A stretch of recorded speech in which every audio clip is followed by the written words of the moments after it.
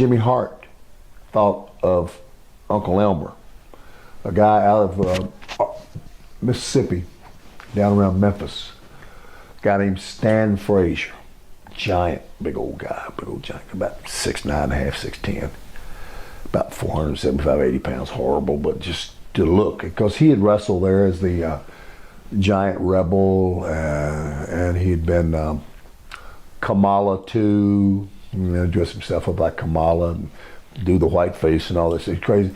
And he had several other gimmies. He's an old timer in the business. We brought him in and he got over big time.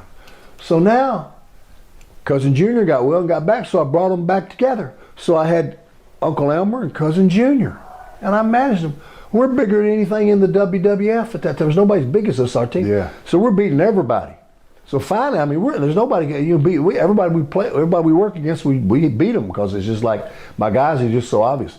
Even though it's a hillbilly type thing, and we get out there and dance and do, and it was cooking there for a while, and they put the belts on us just real quick one time from one TV to another, because they let us beat Greg Valentine and Brutus Beefcake one time.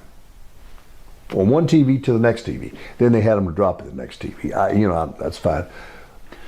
Valentine must have been pissed about that. No, I can't believe it. You know the deal. Yeah. And so they go through all that, and we get through all that, and it's all great. And then they one of them starts messing up again. I think I don't know if it was Elmer or whoever it was. He held up NBC one time, and they had to fly me all the way across the country and spend about 20 grand on a Learjet just for me, flying me from Fresno, California, all the way to Providence, Rhode Island, to do Saturday night's NBC, Saturday night main event. And they wanted me to come over, because Elmer wasn't going to show up. And then when I flew over there and they spent all that money, the driver said, "I'm taking you to the hotel." I said, "The hotel? Hell, take me to the arena. I didn't go to Providence." I said, "Don't know." He said, Elmer showed up. And boy, he had like the quickest match in the world. Somebody beat him real quick. They killed him real quick. And then they fired him. And the bad thing about that was I had to take over all of his bookings. And man, I wanted to go home. That's the time when you can get them 65-day runs. Yeah. I mean, I want to go home. I'm about to crack. Yeah.